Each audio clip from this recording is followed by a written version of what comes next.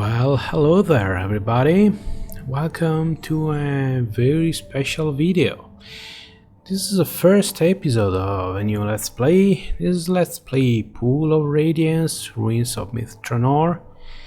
Actually, Pool of Radiance 2, as was supposedly known. Leaving all the conversation about the reputation of this game for a separate video. This video is all about gameplay, so we're going to start a new game. Before doing that, just in case, a few bits here and there. This is an RPG, okay, and group RPG, like Baldur's Gate. You control a party of the adventurer. It's set in the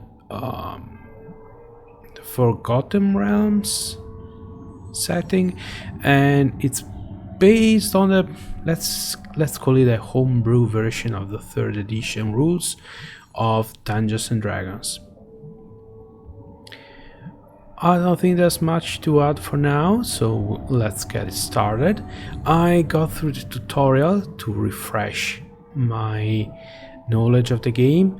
I haven't played this since I think 2005 or 2006, and if you're interested, I'm currently playing on a Windows 11 laptop.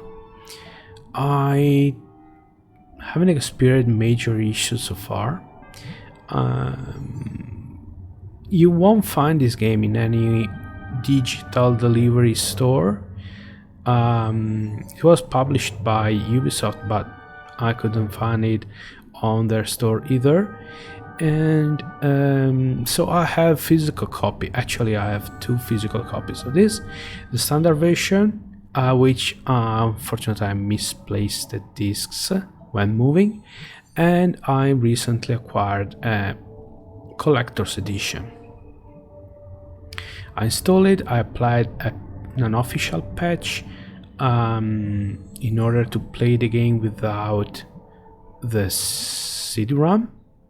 Okay, but you do a full install, then apply this patch, and it's all good.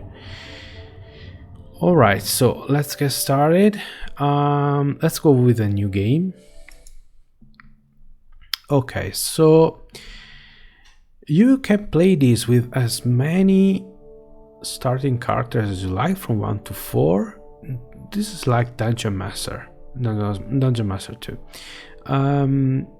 Last time I played it, I actually started with just 1 character, and I recruited NPCs as you go. You can also you have a set of pre-made characters, and you can create a new one. I'll just show you. So you pick the race. Let's say human. Sorry.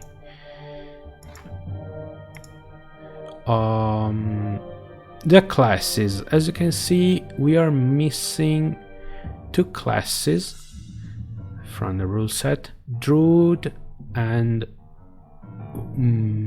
Wizard. That's actually, there is a reason because of that. Well, at least the Wizard, magic user, the game use only spontaneous cast. You don't learn the spells. You don't decide which spells are learned when going to sleep. They're always available. So with that in mind, sorcerer and wizard, it would be very hard to tell them apart. As for the druid, there's already a cleric, and yeah, the actual reason we all know they scrapped them off because of time constraint. Anyway, let's say we pick a fighter. We pick a moral alignment. Let's see, let's try neutral good. Okay, then here's where things get a little bit different. You get 8 points in your basic stats, your basic abilities, and 25 extra points. Abilities require 1 point up to 14, then 2 points for 15 and 16, and 3 points for 17 and 18. This, by the way, it's the same system applied in Neverwinter Nights, which came out only a few months after this game, but I'll leave that for another video. As you can see here, the rules. Okay, you can also subtract points. So the thing is, this can be good if you want to min-max your characters. Okay, for instance, I have a fighter. I have no need for charisma, don't need for intelligence, so I can start pumping up strength, dexterity, constitution. Okay, we could go 18 constitution. So as you can see, you can have this. It reminds me of Might and Magic. Okay, when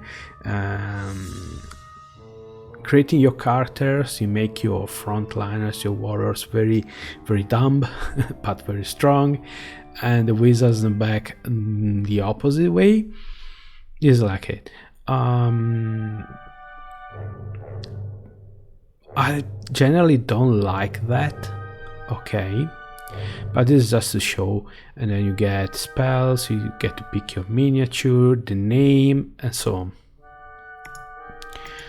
Instead, and I want to keep you here 40 minutes while I create my characters, I'll just pick 4 characters of the pre-made ones.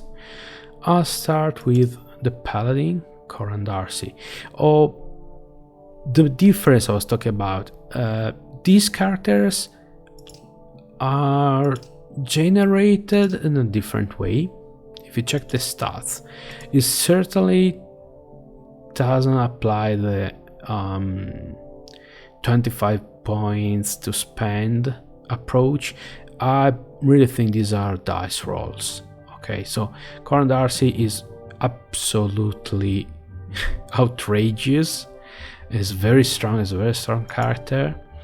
Then you have Kestrel, the rogue, is another good one. She has a penalty charisma, but who cares?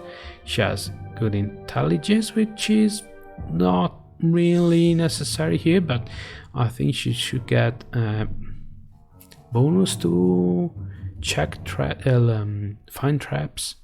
She has decent strength and very good dexterity. So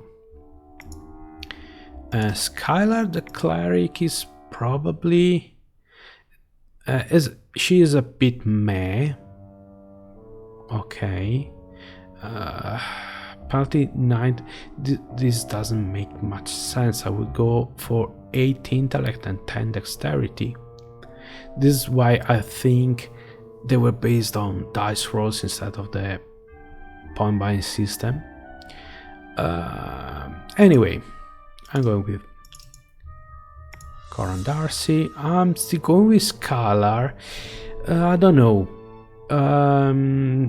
You can replace the starting characters as you. I think I remember finding a better cleric along the way.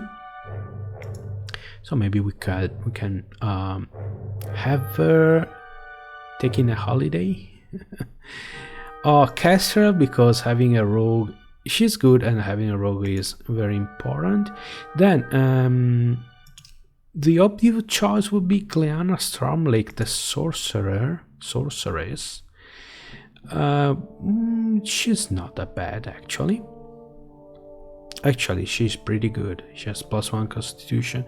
I think she's a little bit She has a bad... don't recall if there are talents. Yes, feats. She has toughness plus 3 HP. Is not great. And remember, the first NPC you can recruit is a sorcerer. So what about Durwin? Oh, Durwin is a tank. 18 constitution, 17 strength. Little wisdom, little intellect. Nice charisma. A chaotic neutral dwarf. However,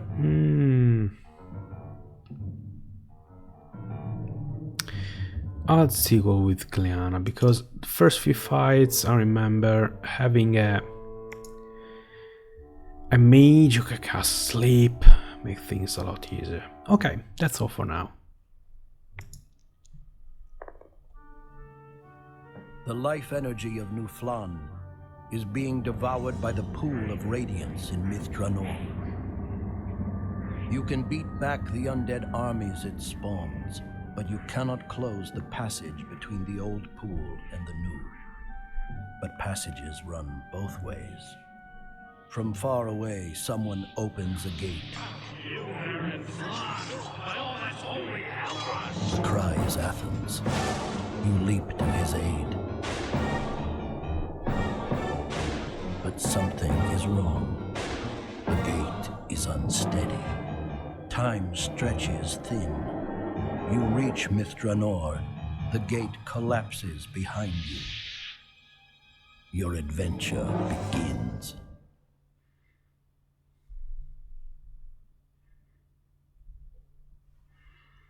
So, in case you're wondering, the story goes like this. This is set 10 years after the previous game. I forgot to mention it. There is a previous game called Pool of Radiance. It was released in the late 80s. It's one of the legendary gold box games based on the first edition of Advanced Dungeons & Dragons rule set. There's this city called Flan, and there was this Pool of Radiance, which is a nasty thing below it. And 10 years after they got that fixed, another Pool of Radiance emerged, or maybe it's the same one as before. They sent a party of heroes led by this Ethan, and basically something goes very bad. So they gather a ragtag band of adventurers, that would be us, to go and investigate on what happened. These light blue teal captions that appear, this what the dungeon master would say to the party to present the scene. Okay, other things on the bottom right corner, we have the health bars of our character. As you can see, there are 4 slots filled and room for 2 more. So yes, eventually you can get 6 party members. There's an icon to set your party formation, which is not as intuitive as it seems. In fact, I had to go through the tutorial to remember how to use it. A button to set camp, to rest, which we're going to do quite often. The large round button is used to command all your party at once, or just one character. On the other side, on the left side, we have the game menu, the journal, the time of the day, now it's known, and the map. So let's get this started. There's an orc here. It's not alone though. So let's read it. But by the time you get to Drannor, Alvan's desperate battle is long over. Now only orcs are here, looting all who fell.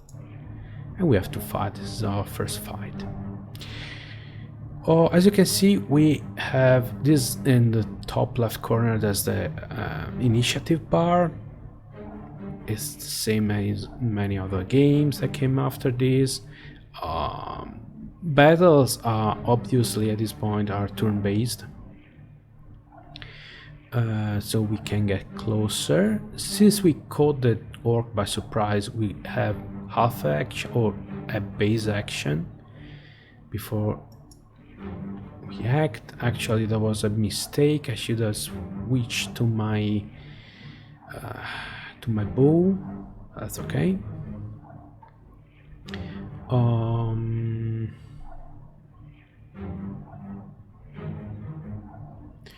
Let's pass. Okay, Scalar can charge closer.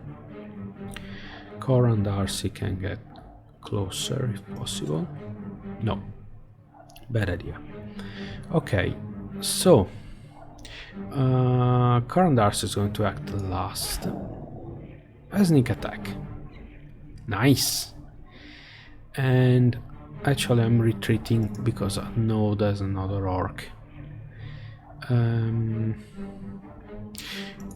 You can also do some stuff like delay your round. Actually, there are many nice things that got implemented in the game. Other interesting things that were left outside, unfortunately.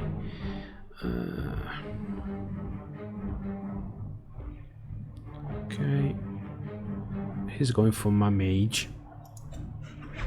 Bad idea. Okay, we won our first fight. When the last orc falls, a bundle falls out from under its belt. The orc has collected the hearts and brains of the fallen and wrapped them in some paper. Well, it's going to be a large bundle then, right? The paper turns out to be pages from an adventurer's journal of Athan's band. Athan had learned that the Scarred Ones had taken up residence in Castle Cormanthor and somehow found a way to corrupt Myth Dranor's ancient protective spell, the Mythal. He sought a way into the castle to stop the Scarred Ones and somehow restore the Mythal. There is more. He mentions allies and city heights and the skeletal arm, but bloodstains have blotted out everything else. Skeletal arm sounds like the name of a tavern. Okay, so we got experience, nice. I'm going to save here. I'm going to save. Yes, I already did this one quest. This one battle. Okay. We can access the inventory through the character sheet. So for instance, we can have Cleona equipping her, what's it called? Oh my goodness. Sling, right. Okay. Skylar has, she still has 15 armor. Actually. Which is not bad, but I think Coran has 15. How come? Probably she has a. Oh, he has just a buckler. I see. Okay, Skylar is going to be very bad at using her sling, so I'm keeping her like that. Oh, you can also switch them. No. That was silly on me.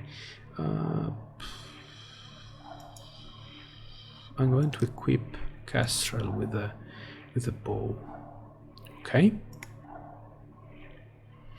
As far as I remember, I even checked. I think if you F1, you should bring up the hotkeys. There's no quick save, quick load. Yeah, games of old, like that. Okay, you can also run. There's nothing inside by pressing this shift. Okay.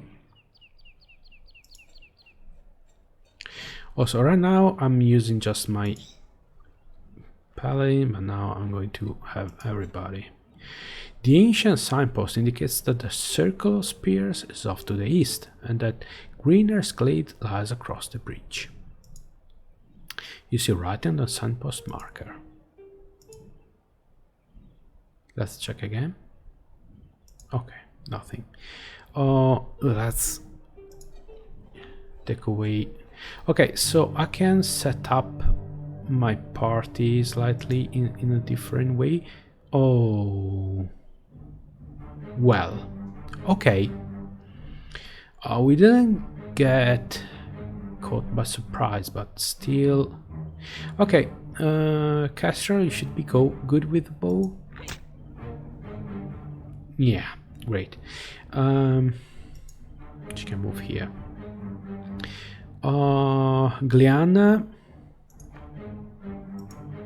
Cleona, you can cast a spell.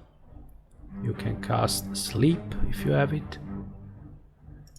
So we're going to make it. Okay, I don't have. So let's use one action to move here. And now.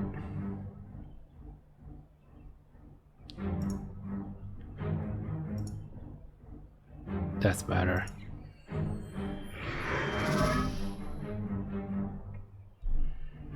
Let's see. Yep, they're both asleep. Ah, good.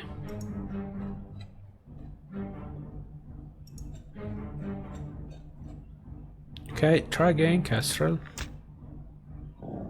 Critical hit. Nice. You can try shooting. Luckily there is no ammunition. Oh, he woke up. Oh. Ouch. Oh. Okay. Wow. Oh, finally. Okay. Combat in the beginning of the game is quite slow. Oh, let's see. I can use. I don't think skill heal. Yeah, doesn't heal. I think it's in Neverwinter Nights. I can use medkits through the healing skill. Anyway, we have cure light wounds. Okay, good. So let's go party again. We have some loot. What is this? It's a dwarven steel inlaid hide. It's a leather armor +1. Well, I do have a rogue who could use it. 16 AC. She's actually the best AC of the party, but with only 6 hit points. Yeah, she should stay behind. Okay, we can check. Actually, you know what? This is probably a good place to stop.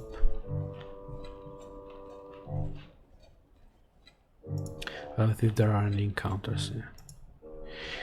This cave entrance is blocked by a rock wall which cannot be pushed in or smashed from this side. So I think this is an exit.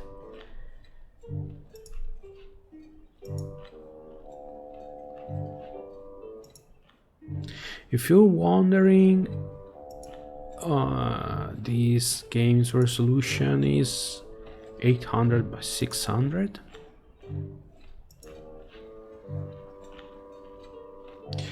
For a game that came out in 2002, could be better, but remember there was a time before LCDs monitors. It was still a time of CRTs, usually 17 inches, 19 inches if we were really lucky. But okay, we explored pretty much. Now probably you noticed on the bottom right of the screen the camping icon now is green, so we can rest here safely, which is something that we might do.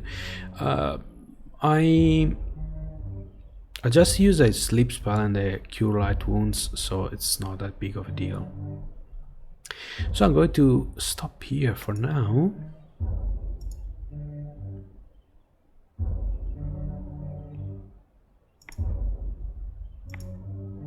And we're good to go.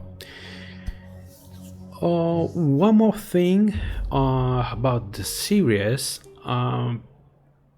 This is starting as a showcase, an extended showcase. So I'm going to play, in my mind, I'm going to play 3-4. I'm going to record 3-4 videos, so about an hour and a half of gameplay. And we'll see from there. If there's interest, I'll be happy to play some more. I doubt I'm going to turn this into a full-fledged Let's Play series. At least not at the moment. Maybe I'll pick the game up again in the future. With that said, thanks for watching. I hope you're enjoying this, and I hope to see you again soon with the second episode. Until then, take care and goodbye.